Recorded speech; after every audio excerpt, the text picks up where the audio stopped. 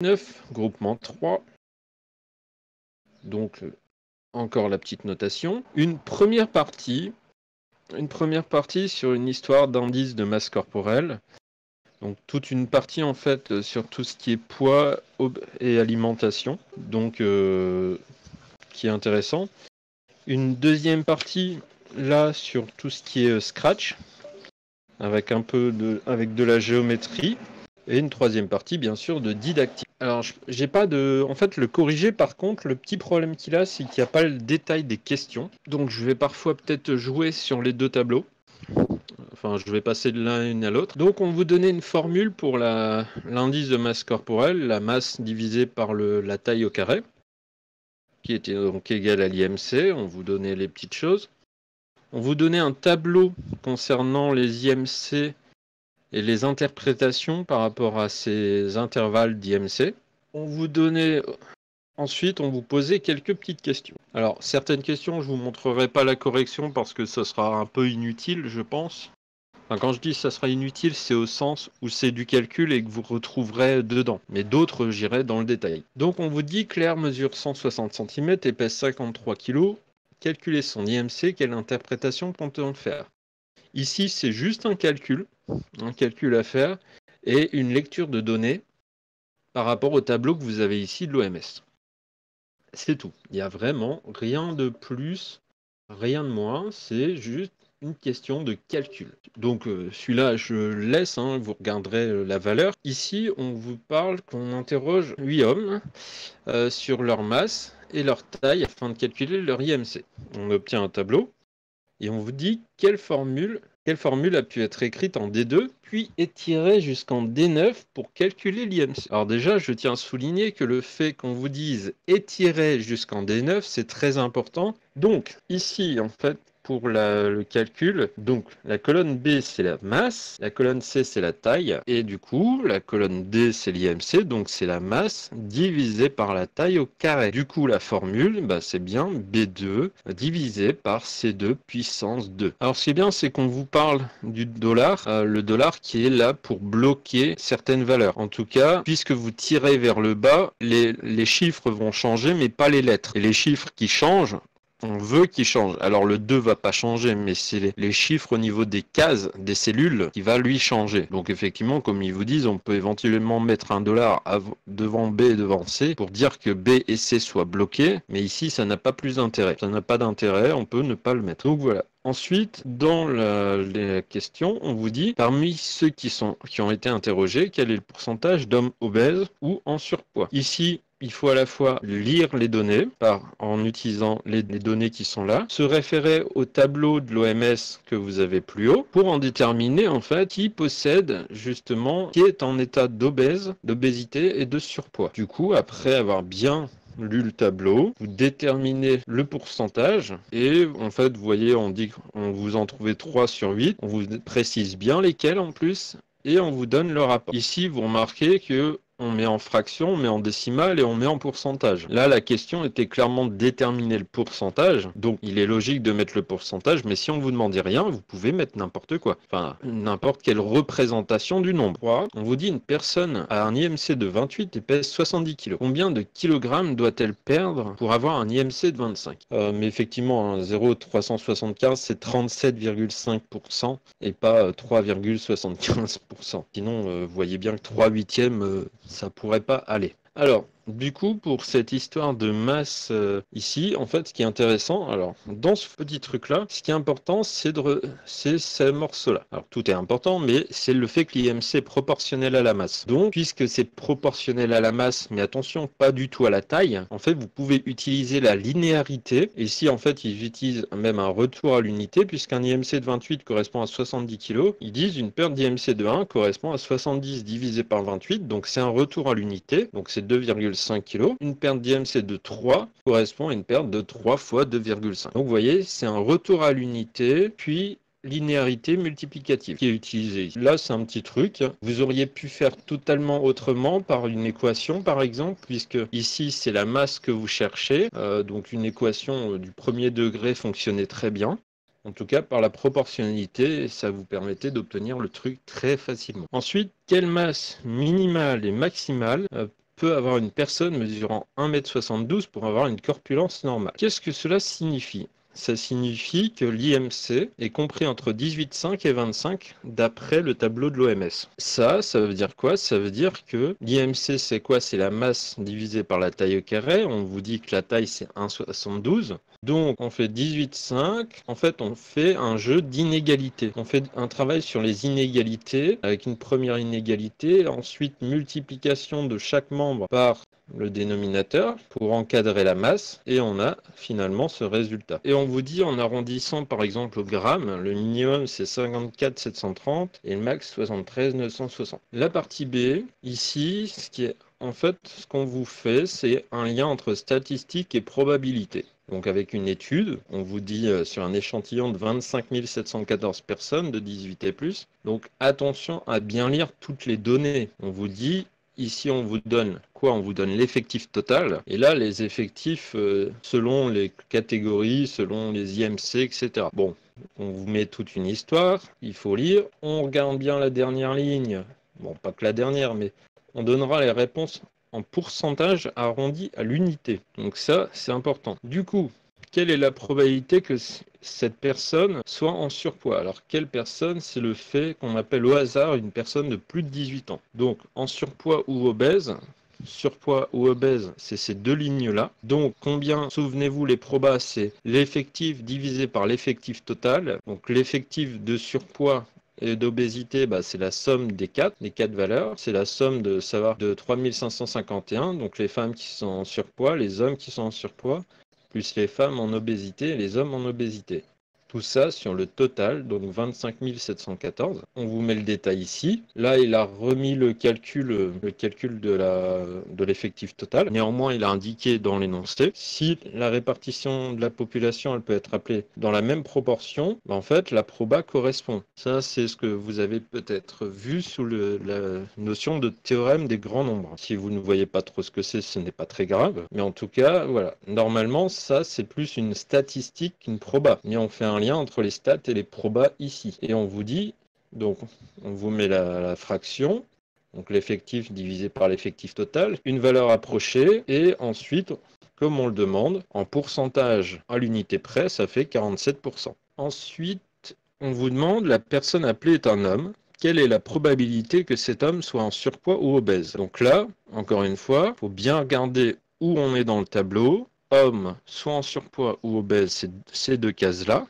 Donc, ça va être la somme de ces deux-là, divisé par l'effectif total. C'est ce qu'on fait clairement ici. Donc, on vous dit, parmi tant d'hommes, il y a autant qui sont en surpoids ou obèses. Alors là, c'est que j'ai mal relu la question. J'avais mal relu la question. On vous dit, et du coup, preuve qu'il faut bien lire, je vous dis effectif total, mais effectif total de quoi? Là, on vous dit clairement la personne appelée est un homme. Donc si vous laissez tomber ce truc, en fait, vous allez faire sur l'effectif total de tout l'échantillon. Or, c'est sur l'effectif total des hommes uniquement qu'on va s'intéresser. On téléphone à un homme, combien on a de chance d'avoir quelqu'un?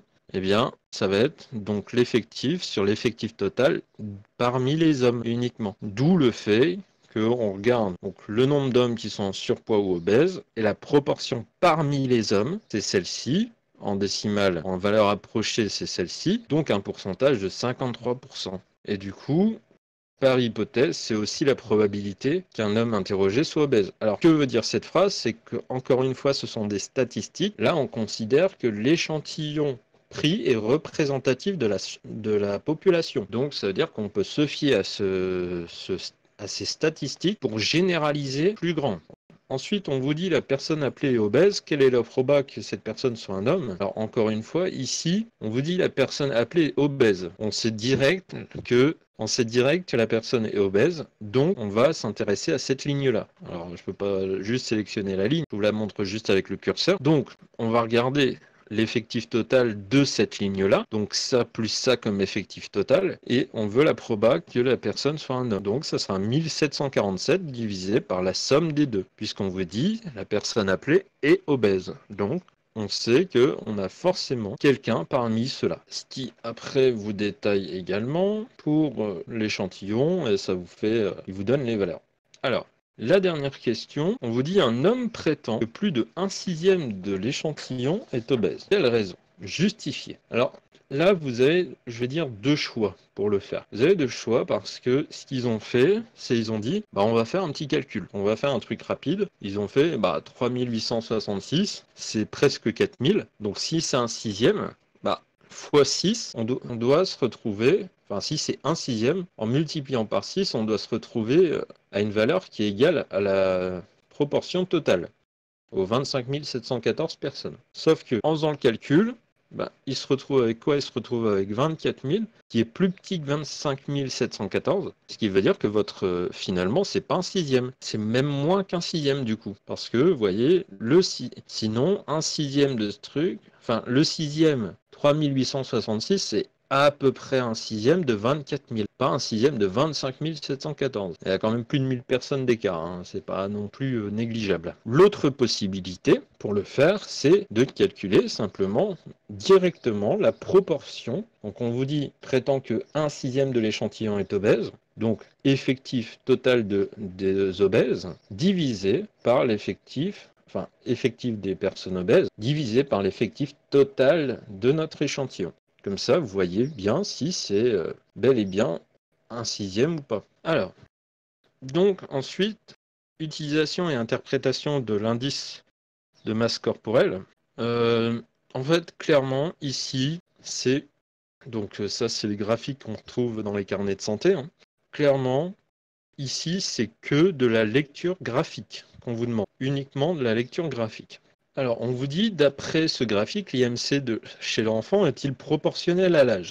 Quand vous voyez la tronche des courbes, directement, vous devez vous dire que non, c'est pas proportionnel à l'âge, pour une simple raison, c'est que c'est pas du tout une droite. Bon, vous avez la courbe ici, en plus, elle est bien indiquée, pour une fois. Donc, si c'est pas une droite, c'est pas proportionnel. En même temps, ça serait un peu bizarre que ce soit proportionnel. Ensuite, on vous donne toutes ces petites données. C'est vraiment que de la lecture de graphique et d'IMC. Et quelles sont les tranches d'âge sur lesquelles Emma avait un IMC inférieur ou égal à 16 kg par mètre carré. Tout ça, vous le retrouvez ici. Tout ça ici dans la correction. C'est vraiment que de la lecture simple de graphique. Il n'y a pas de choses très compliquées là-dedans.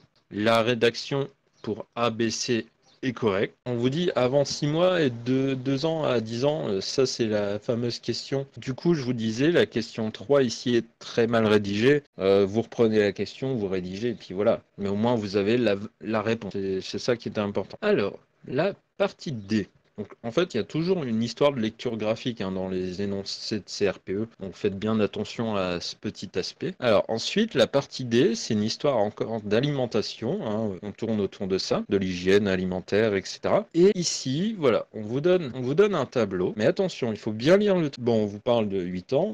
Vous avez forcément, en général, des infos qui sont de trop, qui ne servent à rien. Mais ici, vous avez en particulier de petites choses. Vous avez la masse du gâteau, vous avez la quantité de soda ici, mais ici en plus vous avez d'une part des données sous forme d'un tableau et d'autre part des données sous forme d'une phrase. Donc ne négligez pas tout ce qui est indiqué. On vous dit de recopier le tableau suivant, enfin de recopier et de compléter le tableau suivant. Dans la correction, ils vous ont mis les calculs à l'intérieur. Clairement, les calculs, ici pour le tableau, vous n'êtes pas obligé de les noter. Je vous le dis, les notez surtout pas à l'intérieur. Là, ils vous les ont notés pour que vous sachiez ce qu'il faut faire comme calcul. Ça, c'est vraiment ça qui est important. Donc, vous notez les valeurs, vous ne prenez pas la tête, et vos calculs, vous les faites au brouillon. Ensuite, on vous parle d'un morceau de sucre d'environ 6 grammes. On vous parle d'apport énergétique de moyenne 24 kilocalories. Et on vous dit quel est l'apport énergétique du sucre contenu dans le goûter. Alors, c'est là aussi qu'il faut avoir bien regardé tout ce qu'on vous donnait comme information. Ensuite, on vous demande aussi, alors je vais peut-être déjà un peu vous regarder pour là. Alors, ici, en fait, ces questions-là, ce sont vraiment que des calculs, hein. Donc, on vous détaille un peu les calculs. Alors, c'est pas forcément super formulé, mais voyez, finalement, c'est pas non plus quelque chose de très compliqué. C'est de la lecture d'énoncés, de la compréhension, de bien faire attention aux données. N'hésitez pas à relire plusieurs fois, à entourer, à noter. De toute façon, les énoncés, c'est à vous, hein. Vous pouvez les colorier, enfin, pas les colorier, mais les surligner à la limite, hein, quoique colorier si vous avez envie. Et voilà. Ensuite, la B, on vous parle pour un garçon de 8 ans, l'apport énergétique quotidien conseillé pour un niveau d'activité est de 1985 kcal. Il est souhaitable pour les adultes que, comme pour les enfants, que leur consommation de sucre représente au maximum 10% de l'apport énergétique quotidien. À combien de morceaux de sucre correspond la masse de sucre que Frédéric ne devra pas dépasser quotidiennement? Et petit c, calculer le pourcentage des apports quotidiens recommandés que représente la quantité de sucre consommée par Frédéric durant son goûter. Ici, vous avez deux questions. L'une pour vérifier que vous savez calculer le pourcentage d'un nombre, d'une valeur, d'une quantité, et l'autre pour savoir si vous êtes capable de déterminer un pourcentage. Ça, c'est deux choses qui sont indispensables de maîtriser. Si vous répondez mal aux questions, à ces deux questions, mais que vos calculs sont corrects, vous aurez toujours plus de points parce que ça peut être de l'incompréhension de données, l'incompréhension de choses, mais en tout cas, si vous avez les techniques de calcul, ça sera remarqué, souligné. Donc c'est des petites choses, hein. Si vous vous trompez, ne vous inquiétez pas, mais en tout cas, maîtrisez les calculs formels, les calculs vraiment qui sont derrière. Ici, hein, on vous le dit, on vous le fait calculer en fait, hein. On vous donne un peu le détail des choses, etc.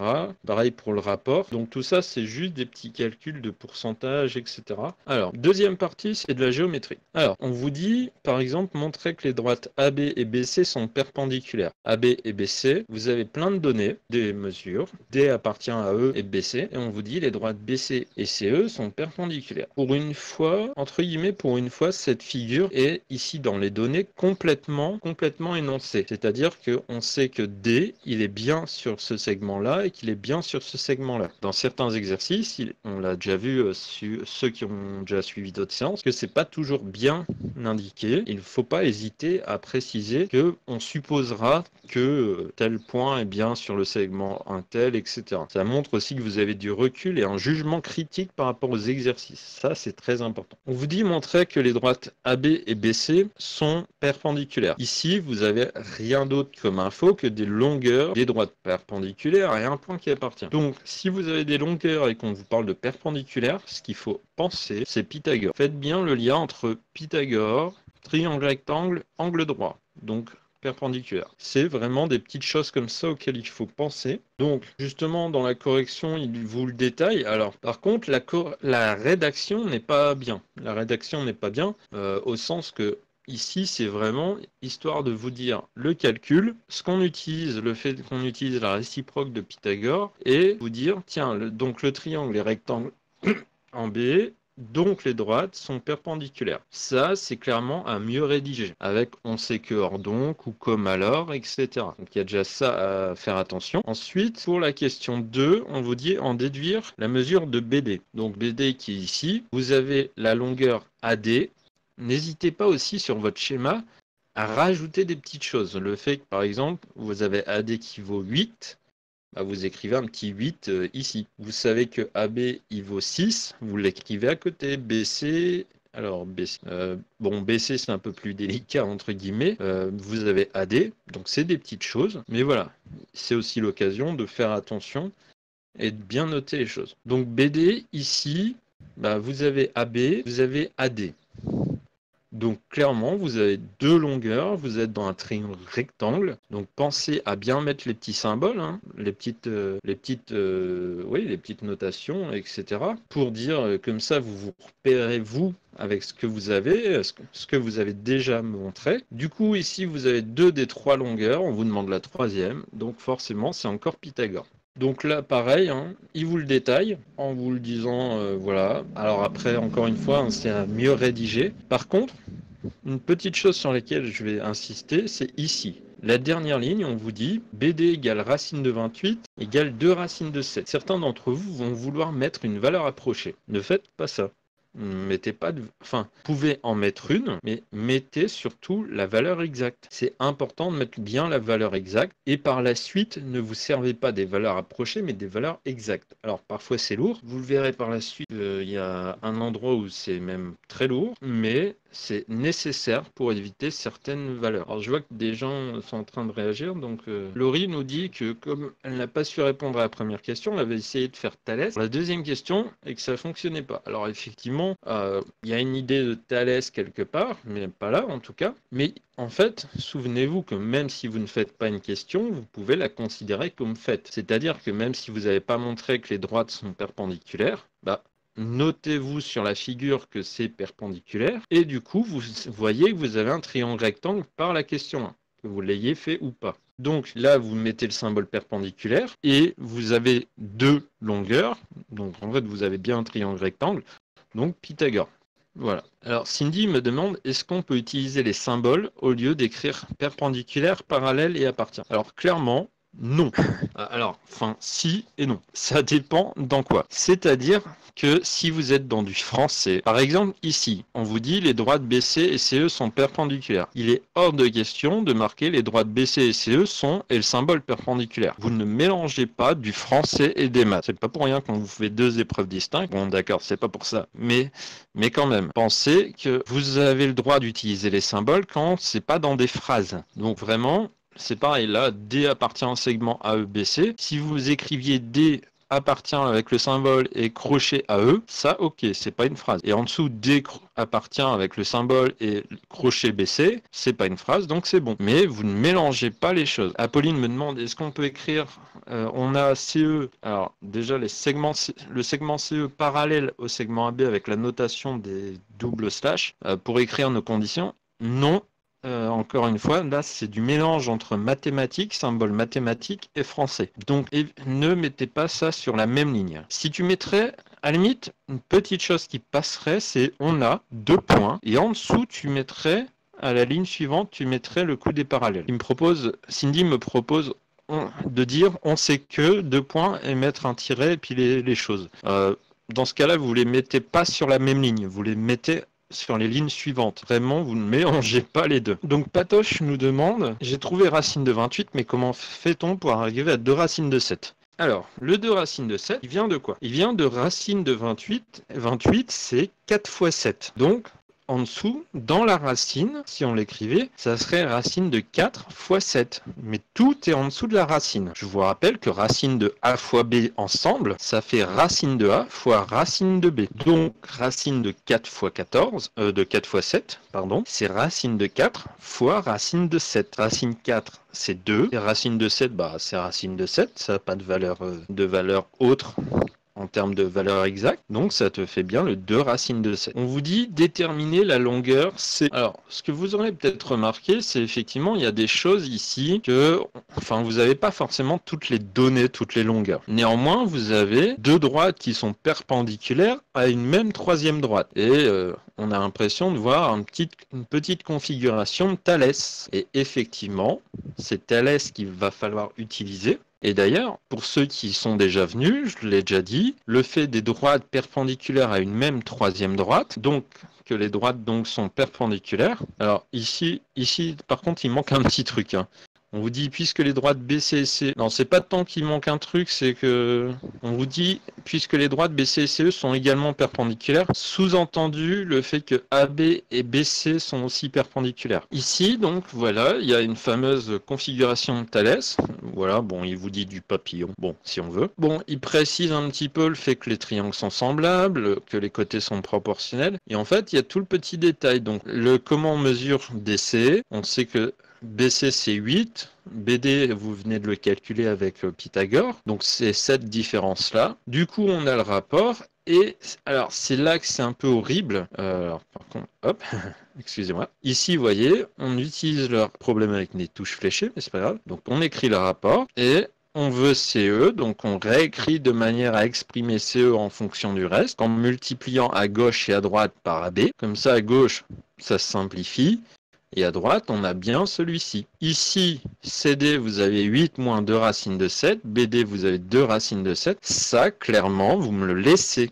Vous le laissez comme c'est indiqué. C'est-à-dire que je veux que de la valeur exacte. Enfin, il n'y a pas que moi qui le veux. Au CRPE, on veut des valeurs exactes. Alors, c'est bien de donner une valeur approchée, mais il nous faut une valeur exacte. À la limite, ce que vous pouvez faire, ça c'est au choix. C'est par exemple, vous avez le 2 en bas. Vous pouvez simplifier par 2 partout. Donc ça ferait 4 moins racine de 7, le tout sur racine de 7. Et le 6 qui se baladerait encore là. Bon, ça c'est du petit détail. Après, que vous fassiez beaucoup de simplification ou pas, c'est pas très grave. Néanmoins, voilà, c'est vrai que c'est mieux que vous fassiez un peu de simplification et que vous donniez une valeur approchée, mais vous laissez surtout une valeur exacte. Et par exemple, quand vous entourez votre réponse, vous entourez quoi? Vous entourez la valeur exacte. Vous entourez pas la valeur approchée. Au pire, la valeur approchée, vous la soulignez si vraiment, mais vous mettez plus en évidence une valeur exacte qu'une valeur approchée. Alors, EC me demande comment ne pas se tromper dans les égalités. Des fois, il faut mettre la petite longueur sur la moins grande, des fois la petite sur la totalité. Eh bien, simplement, alors, ce qui se cache avec Thalès, c'est une égalité de rapport. Enfin, c'est pas ce qui se cache, c'est que, voilà, on a une égalité de rapport. Ça, c'est clair et net. Néanmoins, ce qui est très important pour ta question, c'est en fait de rester logique. Que vous mettiez le petit sur la grande, sur les grands, etc., ou la grande sur la petite, ça, c'est pas grave. Que vous preniez dans un sens ou l'inverse, petite sur grande ou grande sur petite, ça, il n'y a pas de souci. Après, en termes de configuration, essayez de réfléchir si vous aviez, comment dirais-je, en fait, ce que vous avez l'habitude, finalement, c'est que là, votre triangle, il est là, mais il se cacherait ici, le point C, il serait ici, le point E, il serait là. Donc ça serait CD sur BD. Une petite astuce que vous pouvez faire pour essayer de bien comprendre ça, mais ça c'est pour vos révisions, hein, ne me faites pas ça en plein concours, c'est de faire la symétrie centrale de ce triangle-là par rapport au point D. Comme ça, vous obtenez l'image là et là, vous obtenez la même configuration que ce que vous avez l'habitude, vous savez réécrire les Thalès comme d'habitude. Donc la longueur CE, comme je vous disais, c'est du Thalès.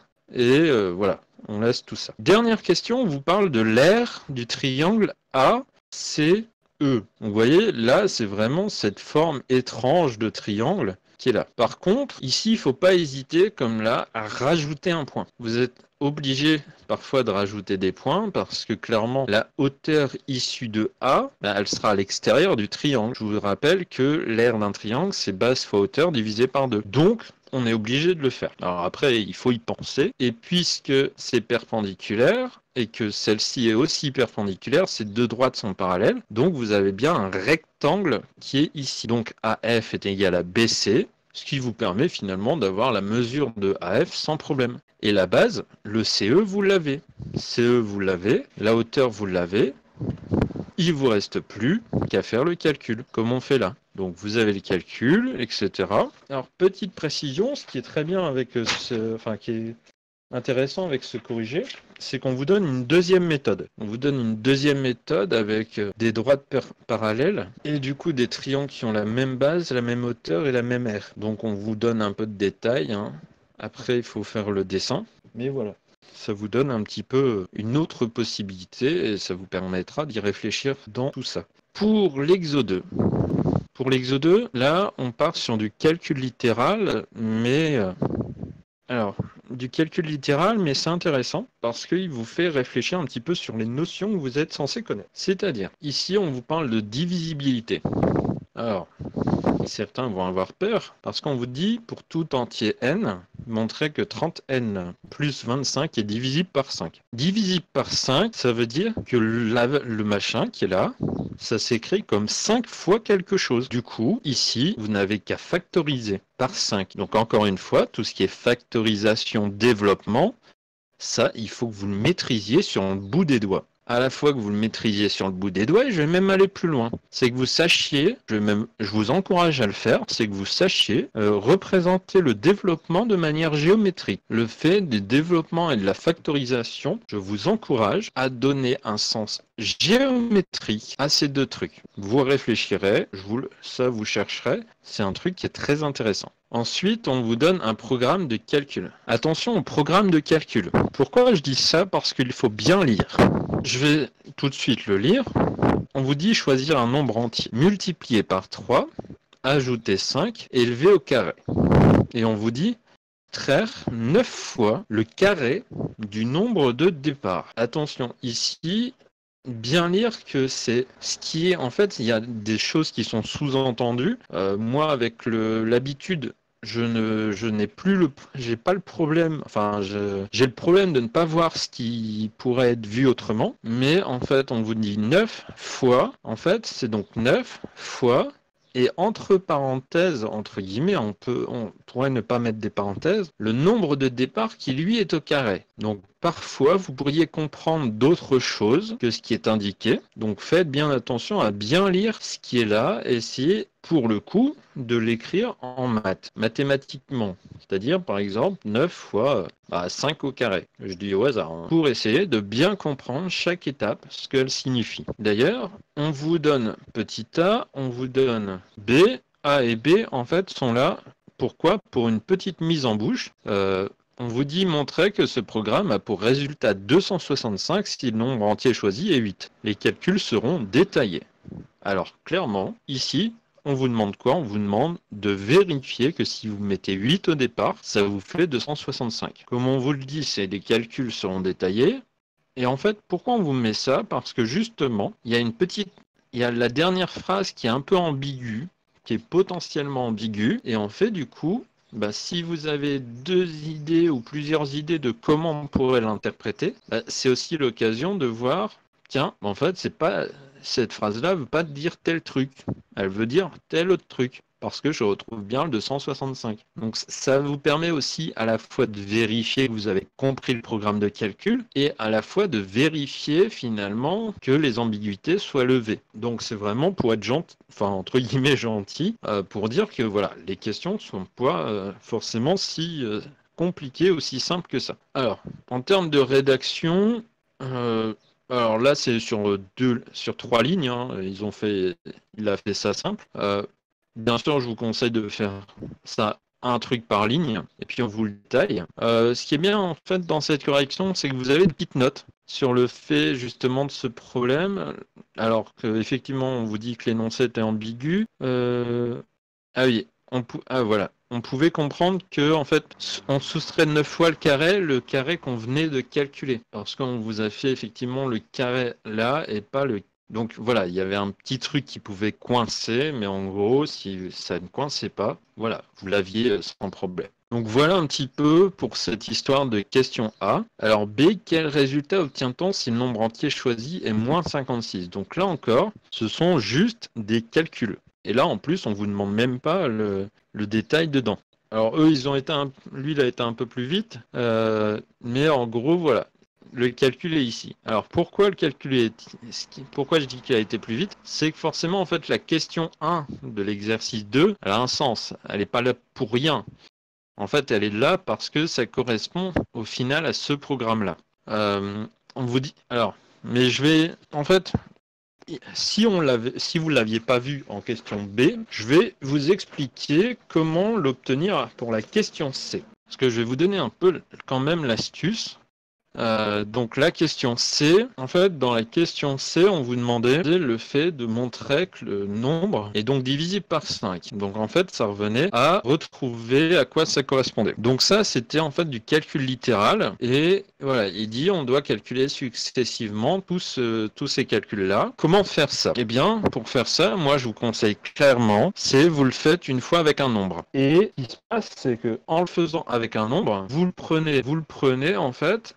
On vous le dit, quel que soit le nombre de départ, donc n, x, vous choisissez ce que vous voulez. Si vous avez du mal avec ça, vous prenez au brouillon, vous le faites avec une valeur et vous la mettez dans une couleur particulière, peu importe. Et du coup, Et du coup, ce que vous faites, c'est clairement cette lettre cette valeur que vous avez mis dans une autre couleur, vous la changez pour une lettre. Et en fait, mine de rien, c'est exactement la même chose, mais vous, c'est peut-être plus simple pour certains de le faire avec une valeur au départ qu'une lettre. Donc, là où vous avez mis une couleur pour le chiffre, vous mettez une lettre à la place. Comme ça, voilà, vous aurez un peu le truc un peu plus facile peut-être. En tout cas, pour le dernier, en fait, ce qu'on revient juste à faire, c'est au final de montrer que le programme revient à trentaine plus 25. Et donc, d'après la question 1, forcément, le résultat du programme de calcul est divisible par 5. Alors, l'exo 3, voilà, on vous dit, la figure ci-contre a été réalisée à l'aide de Scratch. C'est rigolo, on vous a mis un autre chat, alors que, bon... Et on vous dit, parmi les programmes proposés ci-dessous, quel est celui qui permet de tracer ce dessin? Le truc important ici, c'est aucune justification n'est demandée. Pourquoi c'est important? Parce que, au final, ça vous allège quand même de ne pas savoir comment faire. Quand vous avez des programmes comme ça, alors je ne vais pas les détailler en eux-mêmes, mais ce qui est important, c'est de repérer les cohérences et les incohérences. C'est-à-dire que par un moment, il y a des choses qui vont clairement pas être logiques. Alors, par exemple, si vous aviez autre chose que 120 degrés, ou que vous aviez répété 6 fois, ça serait logique que vous ne puissiez pas avoir ces fameux triangles. Il y aurait quelque chose qui coincerait. Bon, là-dessus, c'est pas très spécial. Alors, comment regarder un peu les programmes, comment les travailler? En fait, il faut vous identifier les blocs. Par exemple, ici, vous avez un bloc répété. Bon, un peu partout, vous avez des répétés partout. Mais ce qui est important, en fait, c'est le côté où ce fameux répété, c'est un bloc déjà sur lequel vous pouvez regarder ce qui se passe. Si vous tournez de 120 degrés, que vous avancez de L, etc. Après, si vous voyez que étrangement, ce bloc-là, il est partout, comme en fait, vous pouvez le voir ici, il est là, il est là, il est là, il est là, clairement, c'est pas tant ça qu'il va falloir regarder. C'est pas tant ça qu'il va falloir regarder, sinon c'est un peu étrange. Par contre, ce que vous pouvez regarder, c'est ici, on a 1, 2, 3, 4 et 5 triangles. Vous voyez, je maîtrise ma compétence de numération. Ouh là là. En tout cas, ici, par exemple, on vous dit, on répète 4 fois. On répète 4 fois ce tracé. Ce tracé a l'air évidemment quelque chose de correct. 3 fois, donc c'est un triangle. Du coup, si on le fait que répéter 4 fois, vous n'aurez pas 5 triangles. Donc déjà, c'est pas le programme A. Dans le corrigé, il vous explique quand même les petites choses. Le fait que ça, c'est exactement un triangle équilatéral. Donc en tout cas, dans le corrigé, on vous détaille un petit peu les choses. Alors, je ne vais pas vous expliquer là le coup de la flèche. Vous le verrez dans ce qu'on vous fournira. Mais en tout cas, voilà, c'est quelque chose qui est spécial et qui a regardé. On vous détaille en fait dans les questions. Enfin, vas-y, Laurie, n'hésite pas à poser ta question. Oui, non, mais ça c'est normal aussi, ne t'inquiète pas. Laurie qui dit que la flèche, il lui a fallu du temps pour le comprendre, et c'est vrai que c'est pas évident au premier abord. Alors, en fait, ça l'est si on se met à la place du chat. Mais si on se met pas à la place du chat, forcément, c'est plus difficile. Donc ici, on vous dit, parmi les programmes proposés, quel est celui qui permet de tracer ce dessin? Aucune justification n'est demandée. Du coup, là, on vous explique que clairement, que seuls les 3 et 4 tracent 5 triangles équilatéraux, qu'on peut donc éliminer 1 et 2, mais que le 4 trace trop, etc., qui va tracer un trait supplémentaire. Enfin, en fait, tout ça, voilà, ces petits détails, et on vous dit bien, et c'est ça que moi je trouve très bien dans cette correction, on vous précise bien que cette justification est uniquement pour vous. C'est pour que vous, ceux qui les travaillent, ceux qui préparent le CRPE, puissent comprendre la réponse. Mais ici, effectivement, aucune justification n'était précisée ni demandée, donc vous pouviez juste dire le programme 3. Question 2, on vous disait, dans ces programmes de rotation et de 120 degrés, expliquez pourquoi. Donc en fait, là, on vous détaille, ce qui est bien, c'est que là, on vous explique vraiment pourquoi cette fameuse histoire d'angle de rotation. Donc, vous lirez le fameux 180 moins 60. Et on vous demande pour la question 3, de tracer à main levée, donc attention, c'est bien main levée, alors attention à ne pas faire un truc dégueulasse, les figures obtenues à chacun des programmes non retenus pour la question 1. Donc ça, vous les faites étape par étape, vous choisissez une longueur qui paraisse correcte. Bon, là, il vous les donne, mais en tout cas, bien sûr, il ne vous donne pas le 3, puisque le 3, c'est le correct, donc c'est les autres qui nous intéressent. Donc vous avez les fameuses images qui sont là, ainsi que tout le petit détail des différentes choses, l'orientation initiale, l'orientation finale, etc. Donc, franchement, cette correction, je la trouve vachement bien faite. Et on vous donne un petit plus, on vous dit aussi que ce qui était prévu, en fait, ça peut être vu comme autre chose, comme le fait de construire des triangles équilatéraux avec des translations. Et du coup, hop, on vous donne un autre programme. Donc Sylvain me demande à main levée, on est d'accord que c'est sans instrument qu'un crayon. En théorie, oui. En théorie, je suis d'accord avec toi. Néanmoins, ce que je vous conseille tout de même, c'est de le faire à main levée sans autre instrument. Ça, moi, je dirais bon. Moi, en fait, ce que je ferais, moi je le ferais peut-être pas parce que j'aurais un peu la flemme, mais ce serait de faire au moins les traits. Je ferais les traits quand même à la règle, mais vite fait, hein. Je veux dire, les angles et tout, on s'en fiche, mais au moins ça fait quelque chose de propre, ça fait quelque chose de rigoureux, même si c'est à main levée, entre guillemets, vous montrez que vous avez quand même une envie de propreté, une envie de propreté, heureusement, mais je veux dire, vous êtes un peu plus soigneux que prévu. Voilà. Donc, en fait, ici, ce qui est intéressant, alors, je vais vous donner une petite remarque préalable, c'est que dans ce que je vais vous dire, alors, il y a énormément de choses plein de choses qui viennent du corrigé, hein, bien entendu. Ça, je vais dire, vous l'aurez deviné. Mais en fait, la partie didactique est corrigée sur 4 pages. 4 pages. J'ai jamais vu un corrigé aussi complet pour la partie didactique. Vous allez aimer, hein, ceux qui veulent du détail, vous allez aimer. Donc, je vous le dis tout de suite, il y a des petites choses il y a des toutes petites choses que j'ai pu rajouter, mais en gros, tout le boulot était fait.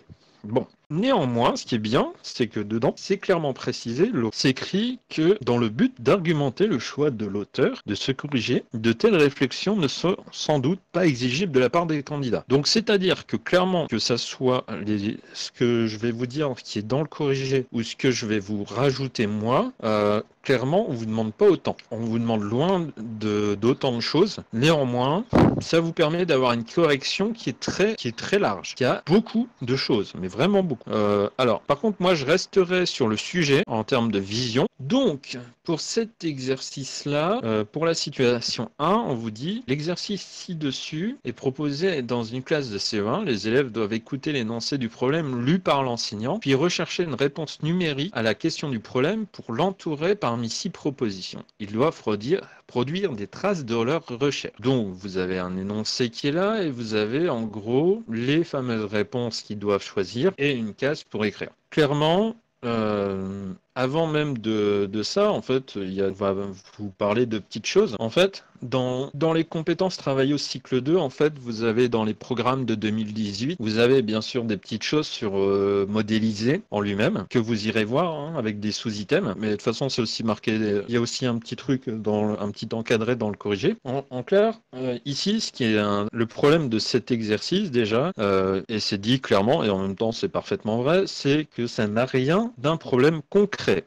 Au sens du fait que là on vous dit Léo à 24 €, il a 8 € de plus que Lilou. Donc clairement, effectivement, la question qu'on pourrait se poser, c'est quelle situation concrète a-t-on besoin dans quelle situation concrète a-t-on besoin de résoudre un truc pareil? Je sais pas vous, mais moi je vois pas trop de situations réelles où on aurait une histoire pareille. C'est clairement pas concret. Du coup, c'est non pas vu que c'est pas un problème concret, en fait, ce qui est intéressant, c'est que on est obligé de faire une modélisation. On est obligé de faire une modélisation, et en même temps, là-dedans, dans cette situation, en fait, on est dans une situation additive et non de situation soustractive.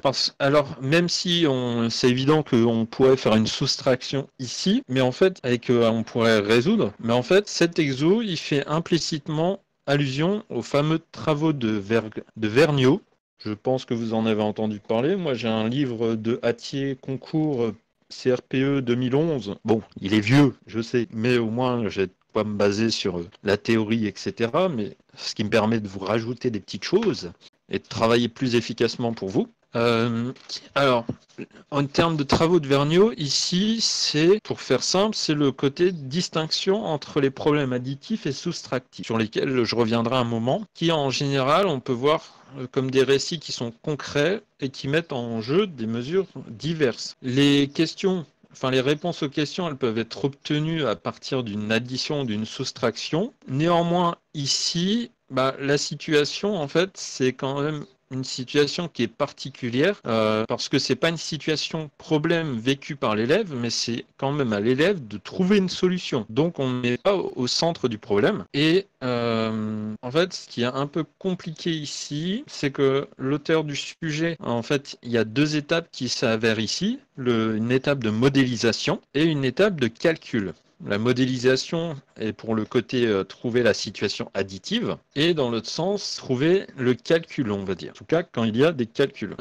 Vous allez voir après que les élèves montrent que c'est bien plus complexe que dans la pratique que ce qu'on pourrait penser, en tout cas dans leur façon de faire. C'est quand même spécial. Alors, pourquoi les compétences modélisées et calculées sont-elles modélisées pour résoudre ce problème? Donc, en fait, dans ce problème, vous avez une situation d'écart, une fameuse situation d'écart, avec le fait d'avoir 8 € d'écart. Du coup, mathématiquement, vraiment, derrière, ça transforme, c'est quoi? C'est le fait qu'on ait une relation du type soit 24 moins 8 égale x, ou 24 égale x plus 8, ou 24 moins x égale 8. Mathématiquement, c'est la même chose, mais vous le savez vous-même que ça n'a pas tout à fait le même sens pour les élèves au cycle 2, en termes de sens, je parle. Et après, il y a l'histoire du fait d'un calcul, qui bien sûr peut être soit une soustraction à trous, soit une addition à trous, qui dépend un peu des choses, mais on le verra également que parfois, l'élève n'a même pas besoin de faire un calcul, mais en fait, il a fait une modélisation par un schéma et il a fait simplement utiliser des principes de numération pour résoudre le problème. Et c'est même un peu étrange, enfin on verra ça après, mais c'est intéressant. Donc voilà un peu pour la question 1. De toute façon, je vous dis pas tout de la correction, et puis moi ce que je rajoute, c'est pareil, je rajoute des trucs, mais qui du coup, s'ils sont pas dans la correction, je vous l'ai dit, mais par contre, sinon, voilà. Alors, on vous dit donner 2 difficultés que les élèves pourraient rencontrer pour résoudre ce problème. Alors, une chose qui est très intéressante, c'est déjà, on vous dit donner 2 difficultés. Le corriger, il vous en donne 5. Donc déjà, c'est génial. Ça vous permet d'avoir vraiment quelque chose de très intéressant. Donc, la première chose, et elle n'est pas des moindres, c'est le fameux mot plus. On l'a aussi, nous, avec le cycle 3, le problème dans les cycles 3, même limite à tout âge, c'est qu'on vous dit, il a 8 € de plus que Lilou. Le plus ici pourrait pousser simplement, et vous en doutez peut-être, l'élève à faire une addition plutôt qu'une soustraction. Et de toute façon, on le verra, certains se sont trompés. Est-ce que c'est à cause de ça? C'est en tout cas une hypothèse. Mais voilà. Ensuite, ici, on est sur une notion d'écart entre deux valeurs. Clairement, c'est une notion qui est quand même abstraite parce que c'est rare qu'on parle vraiment de l'écart, qu'on parle d'un écart entre deux valeurs. On parle à la limite des deux valeurs et après de l'écart, mais pas ici. Ici, on a deux valeurs, dont une qu'on ne connaît pas, et on a l'écart. Donc, c'est quand même particulier. Et du coup, modéliser une addition ou une soustraction ici, c'est pas simple, c'est pas évident. En plus, ici, ce qui est cherché, c'est pas la plus grande des deux valeurs, c'est la plus petite des deux valeurs, entre le 24 et l'autre valeur. Donc ça, c'est particulier. Et c'est aussi quelque chose qui est difficile. Ensuite, une troisième difficulté, c'est le fait que la situation est difficile à modéliser par rapport aux autres possibilités qu'on aurait pu faire avec les valeurs. Et que du coup, il faut quand même avoir une maîtrise des situations additives par rapport aux travaux de Vergniaud. Mais clairement, bon, ça, en fait, vous pouvez en faire référence à ces travaux, mais c'est franchement pas attendu. Alors, modéliser, c'est effectivement trouver les relations entre les objets ici. Tu vois, C'est vraiment ce côté trouver comment on peut estimer les valeurs, quel est le sens des nombres, etc. Voilà, j'espère répondre à ta question. Et puis bon, en un sens, effectivement, trouver aussi l'opération, mais comme on verra, l'opération n'est pas en elle-même nécessaire. Ici, il y a par exemple plusieurs élèves qui n'ont pas trouvé d'opération. Néanmoins, voilà. Oui, après, vous avez forcément des petits détails. Ensuite, il y a aussi, dans certains cas, le problème du choix éventuel de la représentation. Par exemple, on verra qu'à un moment, un élève a représenté la somme avec des espèces de pièces de 1, un autre il a fait avec des billets, et ça change beaucoup de choses par rapport au calcul derrière et au côté numération, qui d'un côté est plus simple et de l'autre non. Ensuite, le calcul lui-même qui n'est pas simple, une soustraction ou une addition à trous, bien sûr ça peut poser des problèmes. Et le dernier problème indiqué, et ça c'est intéressant, enfin dernière difficulté indiquée, c'est le fait que dans l'énoncé, on vous dit l'énoncé du problème lu par l'enseignant. C'est écrit ici. Sauf qu'en fait, on ne sait pas clairement si ils ont quand même l'énoncé, s'il est juste lu, mais ensuite qu'il est donné, ou écrit quelque part, etc. Ça, on ne sait pas. Donc, si l'énoncé est écrit et à disposition des élèves, bah voilà, ça va encore. Si c'est pas le cas, ça fait que les élèves ont un travail de mémorisation et surtout de compréhension en même temps que la mémorisation, de la compréhension et de l'analyse de données. Donc ça fait quand même beaucoup de choses en même temps. C'est beaucoup de choses qui sont travaillées, mais qui finalement, ici, si c'est lu mais pas donné, voilà, ça en rajoute des difficultés. Pour la question 2, on vous demande du coup une analyse des traces écrites de chaque élève. Alors, pour Chiara, donc la première, alors ce qu'on voit directement, c'est que elle, comme on l'avait dit tout à l'heure, en fait, elle a fait une addition. Alors, est-ce que c'est à cause du plus? Ça, on ne sait pas. Par contre, elle a fait un calcul qui est correct. Donc ça, c'est aussi à souligner. Ensuite, Lucas. Alors Lucas, il a fait un truc un peu horrible, dégueulasse, mais bon. En tout cas, il a fait une schématisation avec des valeurs, avec des billets et des pièces, carrément. Et lui aussi, alors là, c'est intéressant parce que ce qui est indiqué, c'est ultra intéressant. Donc, ce qui est dit, en gros, c'est que ce qu'on voit, c'est que finalement, il donne 32 comme valeur. Sauf qu'on ne voit aucune chose s'il l'a additionné ou pas. Est-ce qu'il a fait un calcul mental, etc. On n'en sait strictement rien. Par contre, il y a une possibilité très intéressante, c'est le fait qu'il a peut-être compris, enfin, en tout cas dans son raisonnement à lui, que le résultat devait être supérieur à 24. Bon, ce qui est faux, mais en tout cas, dans son raisonnement, c'est cohérent, puisqu'il semble vouloir faire une addition. Du coup, et c'est ça qui est très intéressant, le correcteur dit que peut-être que, du coup, Lucas a coché la seule réponse parmi les 6 qui était supérieure à 24. C'est-à-dire 32. Et du coup, ça témoigne de compétences non négligeables en logique. Et effectivement, vous imaginez, il sait que c'est plus que 24, mais il a peut-être pas réussi à additionner, donc il prend 32. Parce qu'il a fait un raisonnement très intéressant. Donc ça, c'est quand même quelque chose de très très intéressant, qui est pas négligeable. Alors ensuite, Maya. Maya, en fait, elle a bien modélisé les choses. On voit qu'elle fait une soustraction, qu'elle fait des soustractions. Et sa procédure, c'est par le passage de dizaines. Elle retranche d'abord 4 pour aller à la dizaine inférieure. Et du coup, elle doit encore retrancher 4 pour avoir retranché 8 au total. Et du coup, ça lui fait 16. Finalement, son raisonnement et son calcul, ils sont tous les deux corrects. Et voilà. Bon, elle les représente un peu de manière particulière. Mais en tout cas, les choses sont là. Et c'est quand même fort sympathique. Et Arif, qui est là, alors lui, ce qui est intéressant, c'est que si on regarde bien, il a modélisé son truc. Alors il y a clairement un calcul, mais surtout ici, vous voyez, il a fait des représentations particulières. Il a fait des groupes de 5, comme sur un dé. Il a fait 2 groupes de 5 qui en fait dans un groupe, du coup ce groupe de 10. Et ici pareil, 2 groupes de 5, il a fait un groupe de 10. Et là on a 4. Donc en fait il a représenté le 24. Et ce qu'il a fait, visiblement, c'est que pour retrancher les 8, il a simplement retranché 8 en biffant 8 pièces qui sont ici.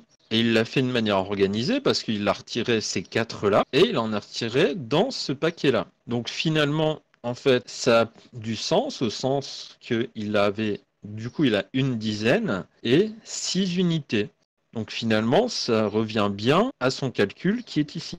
Donc, en tout cas, ce qui est clair, c'est qu'il a une bonne compréhension de la numération et des compétences à l'utiliser pour résoudre le problème. Et par contre, pour le fait d'être passé par de la représentation, il a peut-être quand même pas des compétences très poussées en matière de calcul. Donc ça, c'est quand même le petit point à dire. Alors, on vous dit proposer une remédiation ou un accompagnement que l'enseignant pourrait mettre en place pour aider Lucas et Kira, donc les deux premiers qui ont fait une addition. Donc on nous demande une remédiation pour ces deux-là. Ici, je n'ai pas parlé de remédiation dans l'analyse parce qu'il y a une question sur la remédiation. S'il n'y a pas de remédiation, demandée, je vous conseille de mettre en plus des idées de remédiation dans les analyses. Cindy me dit qu'elle a du mal à faire la différence entre procédure et compétence. Procédure, c'est les manières de procéder, les manières de faire les calculs ou les choses comme ça, les résolutions. Les compétences, elles, sont beaucoup plus générales au sens où les compétences, les 6 compétences, en tout cas en mathématiques, c'est le fait de communiquer, calculer, modéliser, représenter. Bon, j'en ai encore, il me manque encore, mais en gros, il y a quand même une différence entre procédure et compétence. Communiquer, je l'ai dit, il me semble. Bon, c'est pas grave. Mais en fait, procédure, c'est vraiment quelque chose de très didactique, si tu préfères. Ah oui, chercher aussi, merci. Chercher et démontrer, il me semble. Représenter, je l'ai dit. Mais en tout cas, procédure, c'est très... Ah oui, c'est raisonné que j'ai oublié. Alors que voilà. Procédure, c'est très didactique, si tu veux, et compétence, par contre, c'est pas que c'est pas didactique, c'est que c'est moins précis. C'est moins précis et plus large. Et c'est plus général, vraiment. Sylvain me demande si c'est une remédiation par élève ou une remédiation qui irait pour les deux. Eh bien, c'est pas clair. La question, elle n'est pas clairement dit. Donc, vous pouvez très bien, en fait, proposer quelque chose de commun aux deux ou de quelque chose de différent pour les deux. Donc, ça, il n'y a pas de souci. Donc, profitez aussi de ce genre d'ambiguïté pour montrer que vous remarquez des ambiguïtés, mais vous savez dépasser ça. Du coup, pour la B, en termes de remédiation, ce qui est proposé, c'est, alors même si, bon, j'y crois moyen, on va dire, à quoi j'y crois moyen, c'est à ce que je vais vous dire, c'est par exemple d'essayer de leur faire prendre conscience que leur réponse n'est pas possible. Alors, l'auteur du corrigé propose de les interroger sur le sens de l'énoncé et aussi de leur faire dire eux-mêmes qui a le plus d'argent entre Léo et Bidule Chouette, là, Lilou et Léo. Ouais, c'est pas des prénoms que voilà. Alors pourquoi j'aime... Alors je vous conseille de l'indiquer, ce genre de choses. Mais clairement, parfois, moi je le vois avec des 6e, 5e, même parfois les 4-3, ils sont capables de nous dire qu'une table, elle mesure 200 mètres, malgré tout. Donc parfois la communication n'est pas suffisante. Mais pour le cadre du CRPE, c'est bien de dire on va communiquer. On va leur faire comprendre que ça ne va pas. Mais voilà. Aussi, le fait de les faire réfléchir à tout ça et du coup de comparer avec leurs résultats.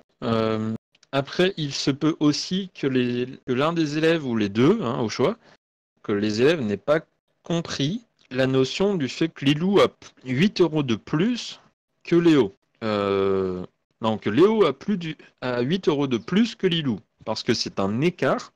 Et du coup, ça n'a pas vraiment de sens concret. C'est pas, en fait, c'est un manque. C'est pas une quantité véritable. Du coup, il y a cette idée de difficulté de compréhension. Et en fait, petite chose du coup, c'est que grâce à cette discussion, à ces procédures, en fait, du coup, on a déconstruit leurs idées.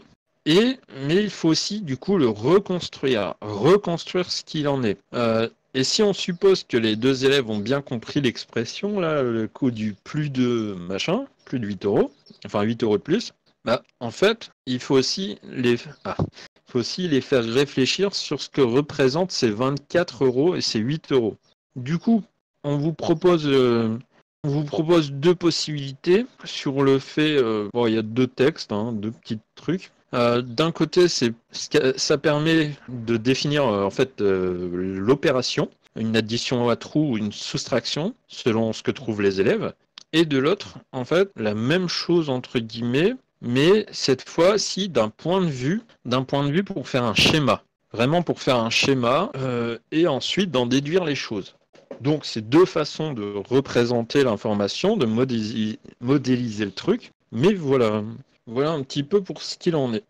On vous met le 4, on vous dit au cours du CE1, l'enseignant propose à nouveau l'exercice avec d'autres nombres afin de faire évoluer les représentations schématiques utilisées par les élèves. Hop, on vous donne ça. Proposez une représentation schématique que l'enseignant peut présenter aux élèves pour les aider à modéliser la situation.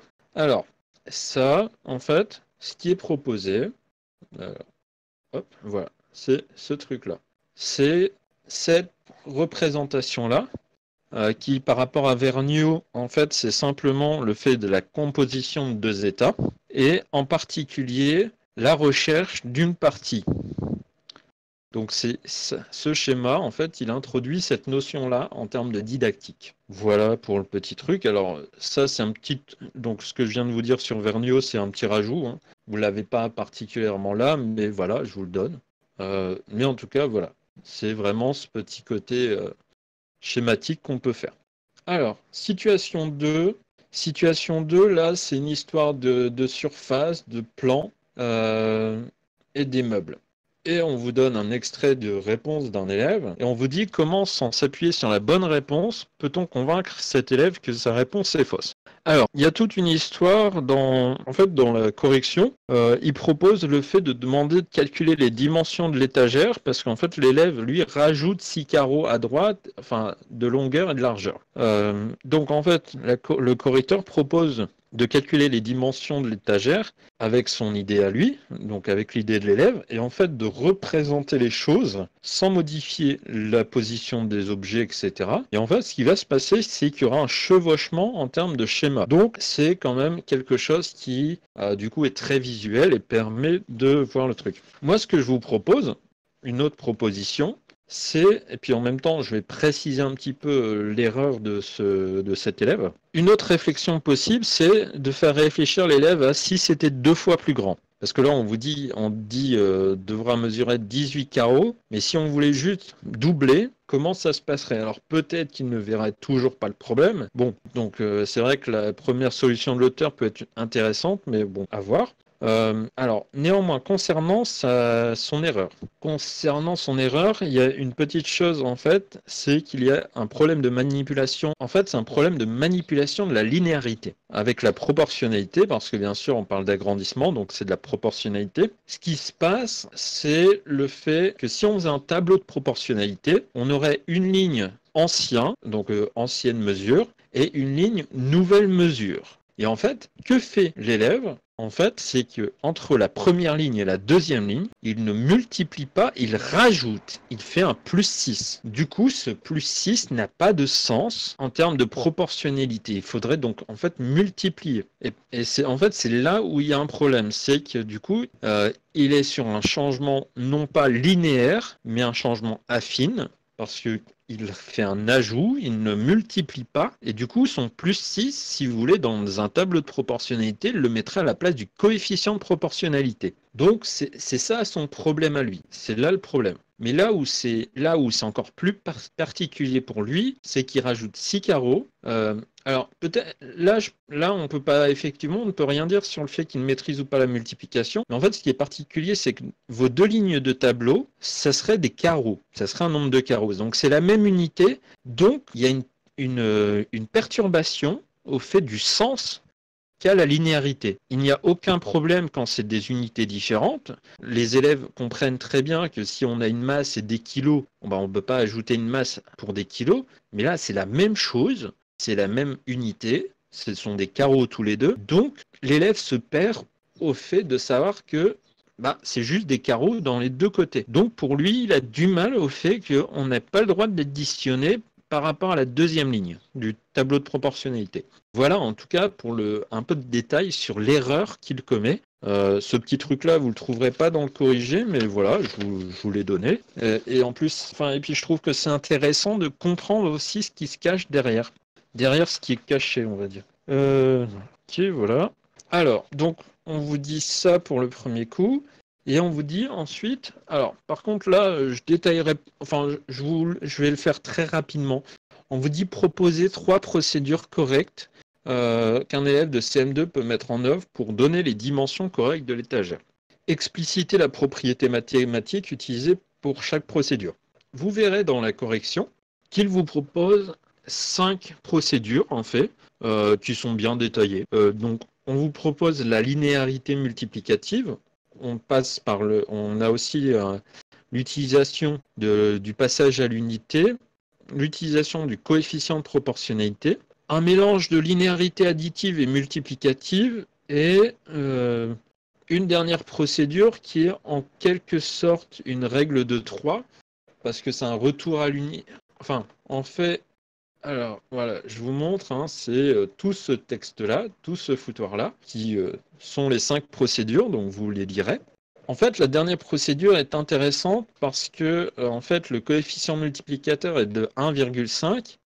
Donc, il y a ici l'utilisation du coefficient de proportionnalité en lui-même. Et la procédure 5, c'est le coefficient de proportionnalité, mais vu autrement, c'est-à-dire vu sous sa forme 3/2. Et du coup, on utilise le passage de la division puis de la multiplication, ce qui revient à la même chose finalement, pour obtenir un coefficient pour pouvoir trouver les données. Le 3/2 et bien sûr le 1,5, c'est la même chose, mais avec une vision un peu différente. Vous avez à la fin toute une petite partie qui, pour vous, est intéressante, au sens où on vous explique un petit peu les notions mathématiques qui se cachent derrière, le fait de la composition de 2 fonctions linéaires et qui est donc une fonction linéaire, et aussi l'histoire d'un agrandissement où on effectue d'abord une réduction puis un agrandissement. Donc vous lirez, si vraiment ça ne va pas, n'hésitez pas à me contacter. Mais voilà, vous verrez, franchement, c'est pas mal détaillé, etc. Je suis tombé, je vous ai trouvé des corrections sympathiques. Alors, bon, je continue. Du coup, ici, situation 3, c'est une situation avec des exercices de rangement par ordre croissant, etc. Alors ça, c'est un truc mais passionnant. En plus, c'est du cycle 3, donc moi, ça me concerne directement. Du coup, franchement, cette partie-là, elle est cool. Vous avez des productions d'élèves, donc diverses productions, et des questions. Alors, du coup, comme tout à l'heure, je vais rester sur les productions. Par contre, je voudrais vous dire une petite chose très intéressante. Très intéressante, et c'est dommage que Prof T n'est pas là, il aurait beaucoup aimé. Il y a une jolie petite remarque qui est indiquée, il est marqué « Il est étrange que tous les élèves semblent avoir écrit 6,01 au lieu de 6,04 ». Effectivement, vous avez 6,04 et à chaque fois, vous verrez que c'est du 6,01 chez les élèves. Et en fait, ce qui est rigolo, c'est qu'ils disent... au lieu de 6,04, sauf un qui a écrit 6,1. Et le correcteur dit « Nous n'avons pas l'interprétation de cette erreur. Peut-être leurs réponses ont-elles simplement été mal scannées, ce qui fait ressembler leur 4/1. » Mais il y a une petite note en bas qui dit « En réalité, nous en avons une, mais elle n'est pas politiquement correcte. » Je vous la dis quand même, c'est très drôle. En fait, clairement, et de toute façon, c'est comme ça aussi beaucoup au CRPE, ils disent que les productions d'élèves sont fictives, inventées par l'auteur du sujet, qui, dans son brouillon, aurait prévu 6,01, mais quand il a tapé le sujet, il a fait une faute de frappe. Et il s'en est pas rendu compte, du coup, il y a cette fameuse erreur. Donc, en tout cas, moi j'aime beaucoup cette petite note, j'ai marqué LOL à côté, elle est franchement très drôle, et en même temps très vraie, parce qu'il y a beaucoup de choses qui ne sont que des trucs fictifs, mais on vous fait réfléchir là-dessus au cas où qu'un jour, un élève répondrait exactement comme dans les fictions du CRPE. D'ailleurs, ils doivent avoir des petits livres de fiction aussi dans les académies. Alors, du coup, on vous demande, en première question, on vous dit, pour chacun des élèves, d'écrire les réussites et les éventuelles erreurs. Par contre, ce que vous voyez ici, c'est qu'on ne parle pas de remédiation. Donc, c'est bien d'en préciser. C'est bien d'en préciser. Moi, je vous en préciserai pas forcément, mais voilà. C'est bien de rajouter des petites choses, de rajouter de la remédiation pour dire que vous faites attention aux élèves et que vous les laissez pas sur leurs erreurs. Alors, ah oui, non, mais la remédiation, c'est sympa. Alors, je remonte. Donc, Célestine. Célestine, en fait, quand on regarde, il n'y a que le 5,8 et le 5,121 qui sont mal placés, en fait, parce que les autres sont bien dans le bon ordre croissant, mais en tout cas, pas ces deux-là. Par contre, donc déjà, peut-être que vous le remarquez, regardez ici, en fait, le nombre de chiffres, il est croissant. Si on ne regarde pas la virgule, le nombre de chiffres est croissant. Et en fait, du coup, visiblement, Célestine a une représentation faussée de la manière de ranger des nombres décimaux. Visiblement, elle compare même pas en termes de... Elle compare en fait les nombres comme si c'était des entiers, directement. Et du coup, voilà, c'est pour ça que là, elle met le 601 avant le 5121. Donc ça, c'est quand même quelque chose de particulier. Et ce qui peut être intéressant, en tout cas, ce cycle-là, c'est d'utiliser des unités.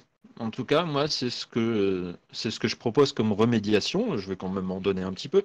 Comme remédiation, ça peut être intéressant de faire prendre ces valeurs-là comme des mètres ou une unité précise et de les faire toutes convertir de manière à ce que on ait le même nombre de chiffres et qu'on ait des entiers.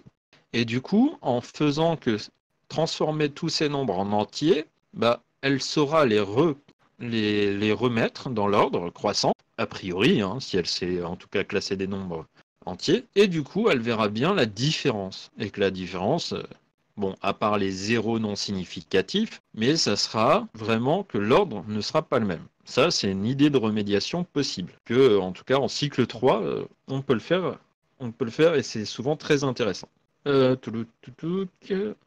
Alors, ouais. Alors, il propose quand même une autre interprétation. Ça serait le fait qu'elle ait placé le 5,8 en premier et le 5,121 en dernier, et puis qu'elle ait placé les autres entre deux. Ouais, pourquoi pas. Hein. Mais voilà, c'est. En tout cas, ce qui est bien, c'est que le correcteur vous laisse des possibilités que moi je penserais pas forcément du tout. Et du coup, c'est très intéressant que ce soit pour vous ou pour moi.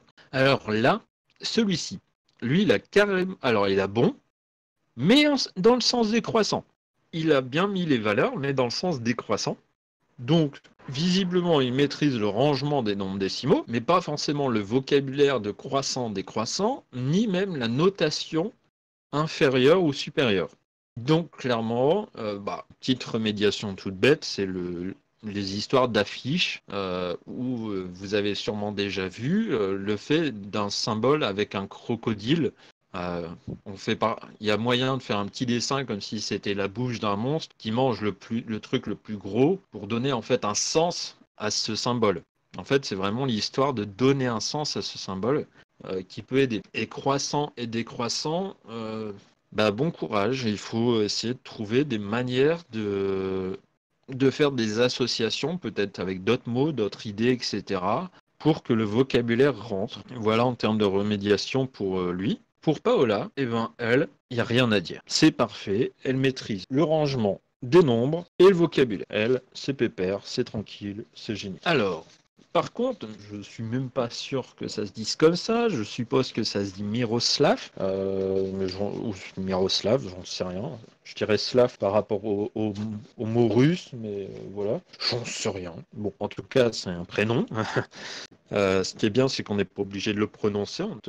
On est juste censé l'écrire. Donc, lui, par contre, on lui trouve deux erreurs, le 5,8 et le 5,121. Par contre, c'est pas comme Célestine tout à l'heure qui rangeait par rapport au nombre de chiffres. Visiblement, il le fait correctement en termes de parties entières, ça il n'y a pas de souci. Néanmoins, en termes de décimales, visiblement, là, il s'occupe des chiffres. Il regarde le nombre de chiffres pour la partie décimale. Alors oui, après, il y a une petite chose pour le 6,1 où ils disent que on ne sait pas si ça peut être juste une distraction ou une mécompréhension ou quelque chose. Bon, après, voilà, ça arrive, hein. On oublie un 0, on oublie un truc. De toute façon, ils ont tous mis 0,1 plutôt que 0,4. Bon, bref, à moins qu'effectivement ça soit mal tracé, mais bon. En tout cas, voilà pour les réussites éventuelles, les erreurs. Miroslav, en termes de remédiation, je proposerais quand même comme Célestine le coup de convertir pour passer sur des entiers afin de vérifier tout ça. Alors, peut-être pas des entiers, justement. Ça peut être intéressant de ne pas le faire avec des entiers. En tout cas, pas directement, mais juste faire convertir ces nombres avec un sous-multiple, genre à 10 près. Pas forcément avec des millièmes. Moi, je mets premier temps, ce qui peut être intéressant, c'est de mettre dixième, donc tout multiplié par 10. Comme ça, il rechange par rapport aux parties entières, et du coup, il n'aura pas le même ordre. Alors que logiquement, ça devrait être le même, mais là, il aura 58, là, il aura 50, etc.